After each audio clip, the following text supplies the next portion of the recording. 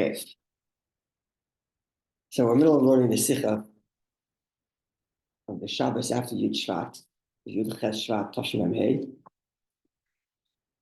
The Sicha during the Fabrengen, as explained last time, the Rabbi is responding to some of the things that people had written in the cont in the various publications that the yeshivas publish, and the Rabbi is responding.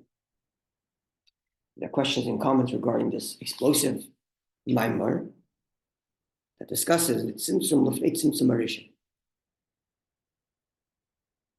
So we learned the Aleph, the first voice of this maamer of the Sicha. Now we're on days, which is on page Mem Beis in this compass. So what the first part of the Sicha did is to give a summary, trying to understand the rationale for these tzimtzumim that come before the tzimtzum harishon. And essentially, in brief, it's like this: that when everything starts, begins with the very essence of Hashem. Now, the truth is, we cannot say the word begin, because in the essence of Hashem himself, nothing begins. Beginning implies the highest level from which the next level comes. The essence of Hashem is not a level, it's just an is. And yet, as the Rabbi says, everything that will exist begins by being within this very essence. So there's a bit of a contradiction in terms. On the one hand, we're saying that the essence of Hashem is beyond a level, beyond being defined by what follows. Right? A level usually is defined by where it emerged from and what's going to emerge from it. So B is following A, which is preceding C. That's how most levels are identified. The essence of Hashem is not a level. If nothing followed the essence of Hashem, then it would still be the essence of Hashem unchanged. It wouldn't be anything different. And yet, everything comes from this essence, and everything that will come from this essence and comes from this essence begins by being included in this essence. Now, when it's included in this essence, it's not included in the way most levels are included in the level preceding it. So the sun, before the rays of light, before it emerges from the sun, exist in the sun. And when it exists in the sun, it exists in a state of potential. It's about to emerge from the sun, and then it emerges. The light or the energy or the potential, the chaylas, the luminary even, that exists within the essence of Hashem doesn't exist in such a state where it's about to emerge. It just exists as being essence, because everything begins in the essence of Hashem. And then Hashem chooses to manifest from his essence that there be a potential for everything. And then there'd be a luminary, and then there'd be light, which fills the space, and then the tzimtzum harishon, and so on and so forth. So in order, therefore, because there's an infinite, literally the greatest gap possible between the essence of Hashem that's non-defined by anything, not even level, and then you have a level, whatever that, however sublime or lofty that level is, there has to be this great, incredible tzimtzum, because there's like this infinite gap between the essence of Hashem himself and that which emerges out of it. That's what we explained. That's what the first part of the Sicha is, kind of recap the essence of what this idea is of the tzimtzum before the tzimtzum harishon.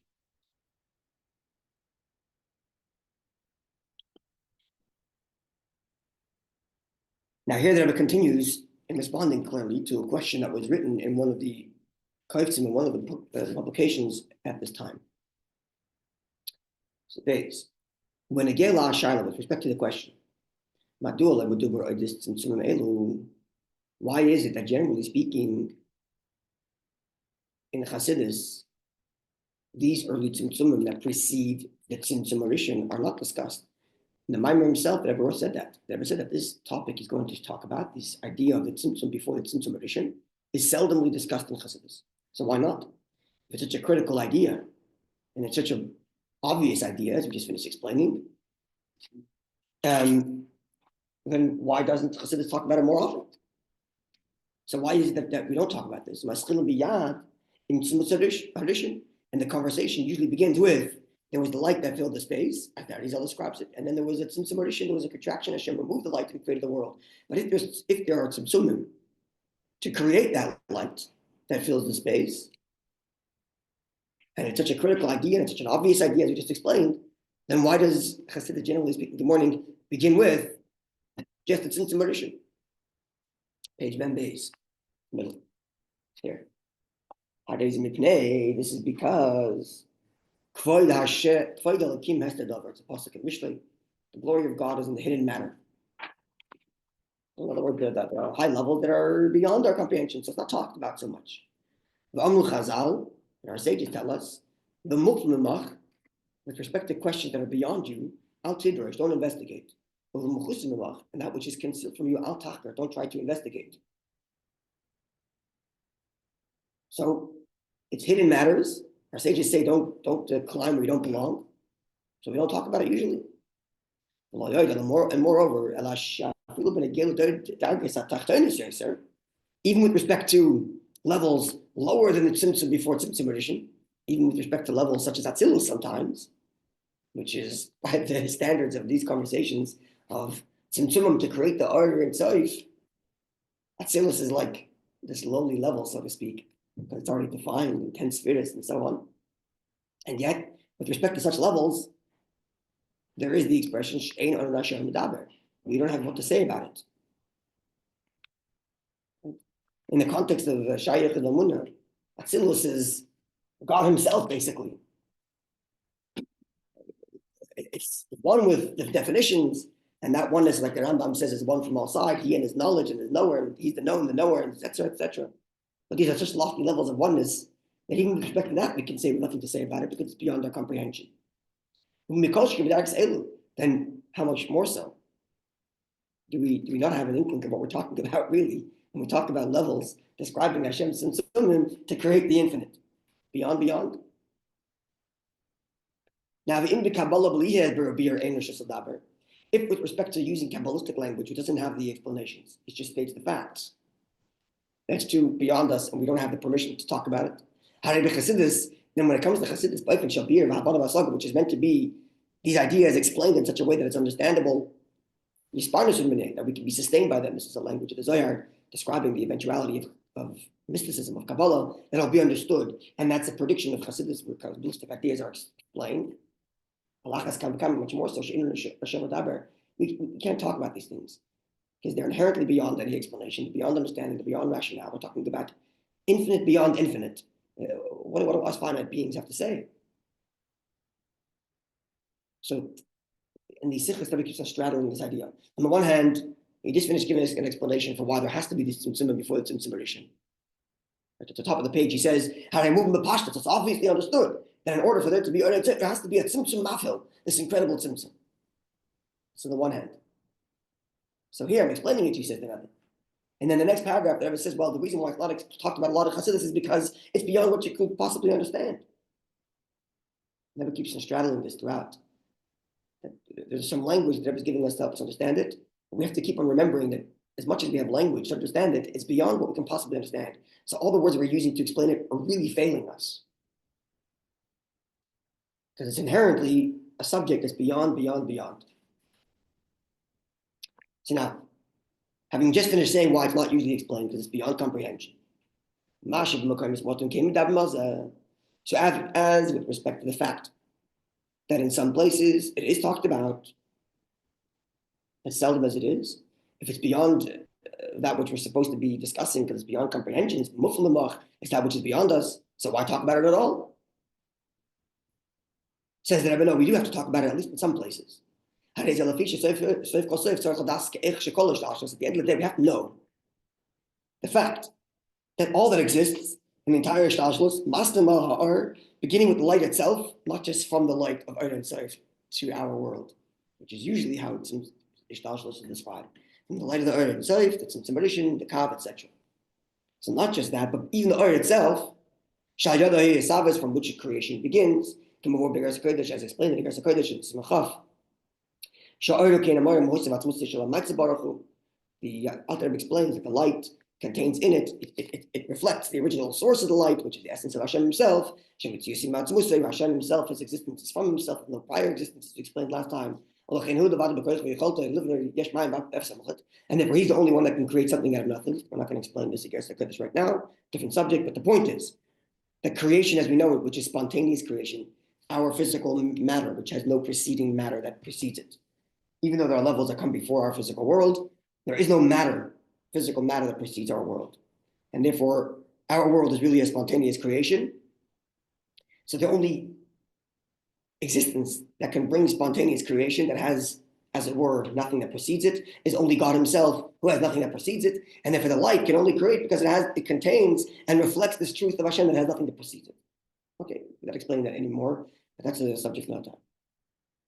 So the point is, says the Rabbi, we have to know at the end of the day that all these levels, beginning with this light that reflects the essence of Hashem, the beginning is, it begins by being incorporated within the essence of Hashem, who contains all.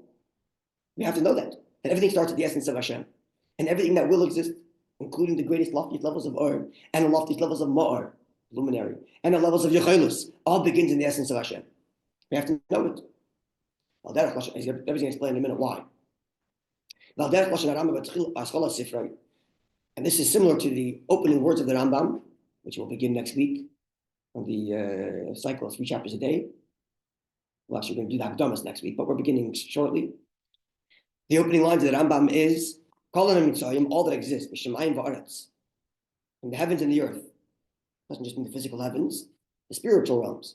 And all that's in between them. So everything that exists, from the highest of loftiest spiritual levels to the most materialistic level, and everything in between it, they only exist from the truth of God, from the truth of his existence. So it seems like the Rebbe is addressing the fact that the Rambam adds the word, the truth of his existence. You can just say everything that exists from his existence. Why do we have to say that everything exists from the truth of his existence?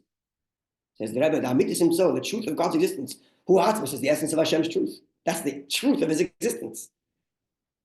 So Hashem's existence, so to speak, could be defined, could be the transcendent light of Hashem. The truth of Hashem's existence is the essence of Hashem, and if we have to know that everything starts at the essence of Hashem. That's in general, just to know the fact. Even though it's something beyond our understanding, okay, it's beyond us, fine. It's beyond us to know something which is beyond transcendent, etc., etc. But nonetheless, we have to know the fact that everything starts at the essence of Hashem. Number one. Number two, and specifically, it's important for the Yid who's serving Hashem to know that everything starts at the essence of Hashem. Come on, because it's their job to reveal this truth that everything starts at the essence of Hashem, as we'll explain shortly. A Jew has to know, he has to know his strength, he has to know his power. That he, the Jew, is one with the essence of Hashem.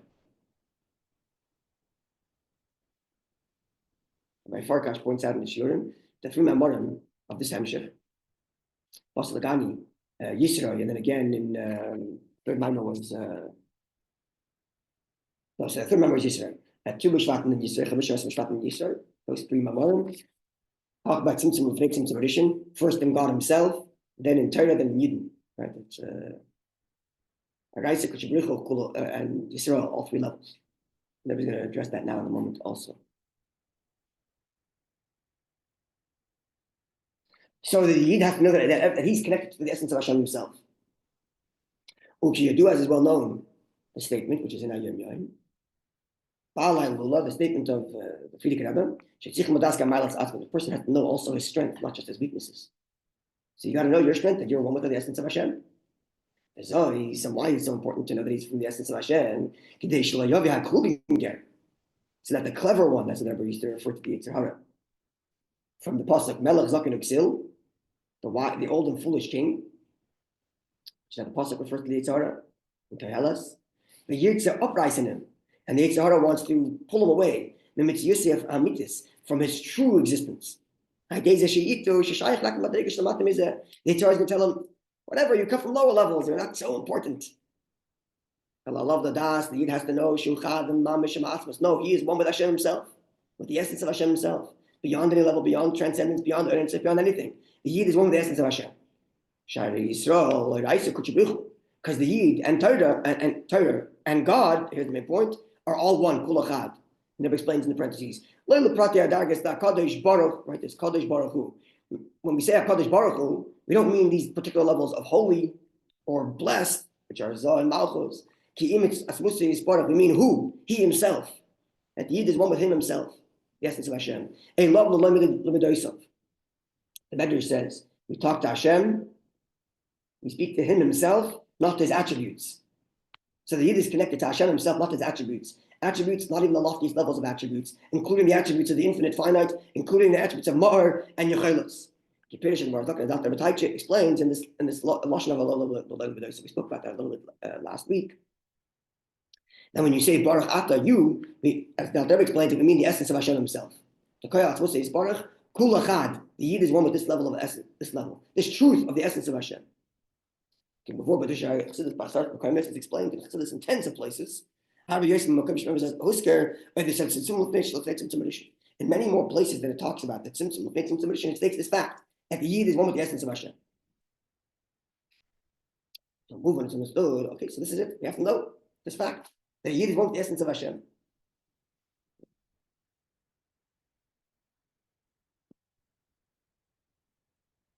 The Rebbe is going to repeat this fact that a Yid has to know he's part of the essence of Hashem in the next Sicha also, in Parshas ותשמ.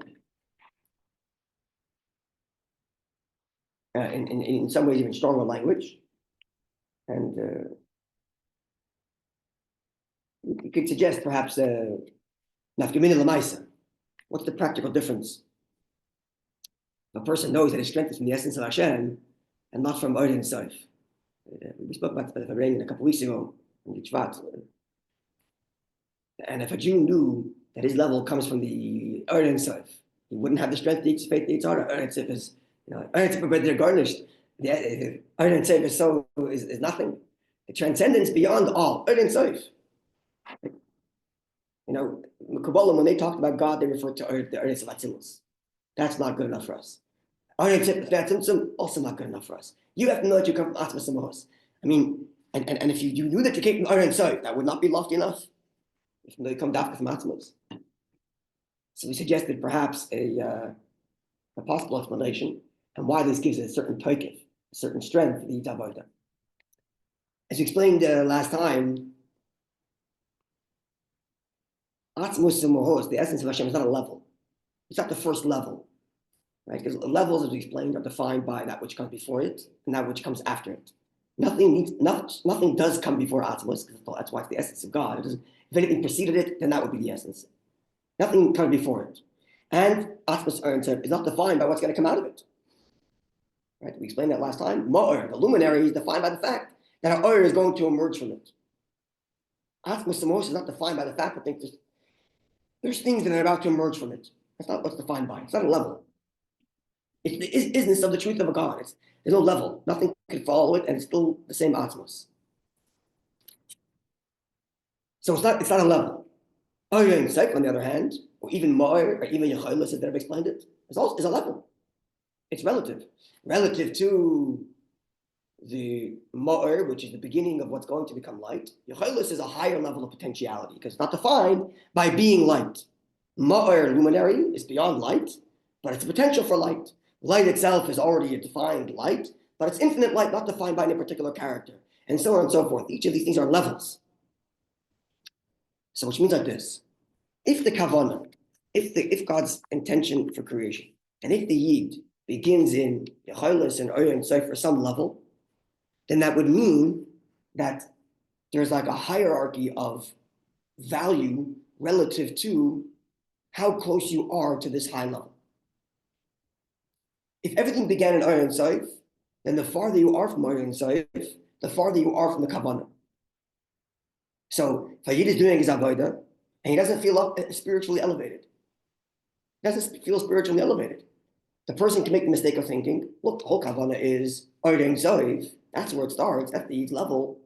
So I'm not feeling the level. I'm far away from the level. Oyer and Seif is not here. I'm not feeling it. I don't feel elevated. I don't feel uplifted. And moreover, I can look at somebody else who, at least from my perspective, seems like he's advancing. He's going higher than me. Right? He's closer to transcendence, this other Yid, because he's learning more, he's davening more, he's more inspired by Fabrengens. He looks holier when he waves around during davening, whatever the thinking is going on in my head, thanks to the Yitzhara telling me that the other guy's advancing farther than me.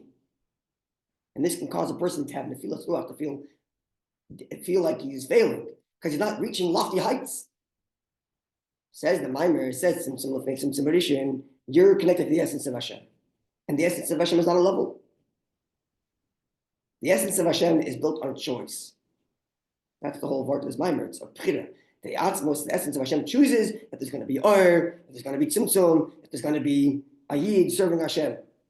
And therefore, every Yid has to know that wherever he is exactly where Atzmos Samohos put him. There's no such thing as farther or closer when you're talking about the essence of Hashem. When you're talking about Or and Sof, the lofty levels of transcendence, there is farther or closer. Do you have more transcendence, less than transcendence? And the more transcendence you have, the higher you are, the closer you are to the Kabbalah of Or and Sof. But when it comes to Atzmos Samohos, the essence of Hashem, which is not a level, and he chooses that you're going to exist in this particular tzimtzum, then that's exactly where you're supposed to be. And if you're serving Hashem the level of the Midosav, this is the essence of Hashem, and that's it. There's no farther or closer. There's only one condition. Just face him. Just acknowledge his existence. It's the only condition. The only conditions for Atzmos Samohos is to acknowledge his existence. I feel more transcendence, I feel less transcendence. The other guy's advancing farther and farther. It's not Negeya. There's no closer or farther from it when we talk about the essence of Hashem. It's only Hashem's choice. And he chose where you are in particular.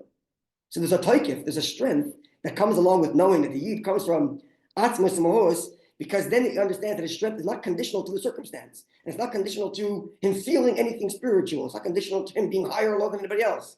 It's where Hashem chose. And Hashem chose you exactly where you are. With all the tzimtzum that you have, with all the level of challenges you have. This is what the Abishur chose. This is the L'chora, this is perhaps the Lamata al Din Ket. It's the whole Maimar here. The Lamata Din Ket, Hashem, the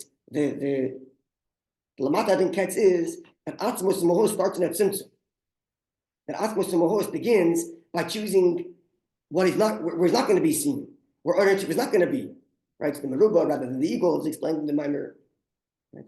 It's Hashem chooses everything that is, not that there has to be anything.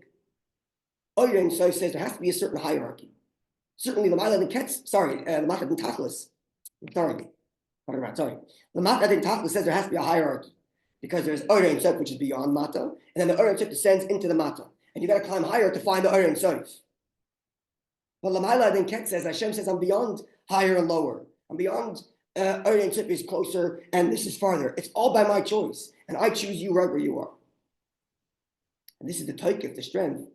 Maybe, perhaps, that they're referring to here. When the Yitzhahara comes and says, you're not shy to Eretz Yisrael. You're not in these lofty levels. You're lowly. Says the Rebbe, no such thing as lowly. You're connected to Atzmos Samohos. And when it comes to Atzmos Samohos, no such thing as lowly. It's only a question of his choice. And the only thing that's on the Yid is to acknowledge it. That's it.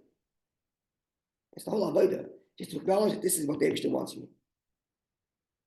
And then I feel loftier, I feel less lofty. The other guy's advancing farther. The other guy looks holier, he looks more spiritual, less spiritual. Hashem chooses my situation. This is where he wants me to be. This is where I am. There's a taikif to knowing that. This is ulai, perhaps, what that means here by saying it's so important to know that we come from Atzmos Samohos, and that gives a taikif. And this is repeated. Where is it?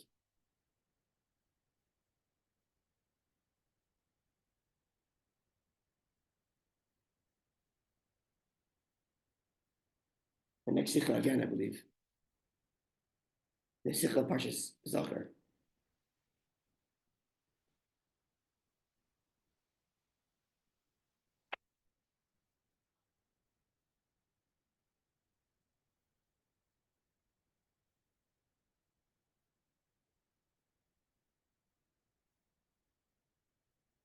I thought it's the only place where he said it. Okay.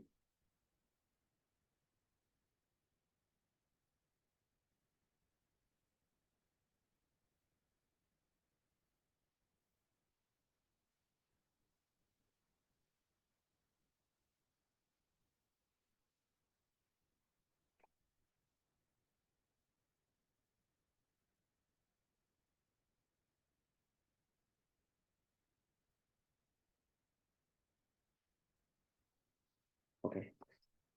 Yeah, again, it's, like I said on Friday, it's kedai to learn the rest of the Sicha and continue in the next Sicha. The translation is not very difficult, but I was really going to figure out what he wants. And it's very geschmack, especially in the next Rabbi. Okay, have a wonderful day.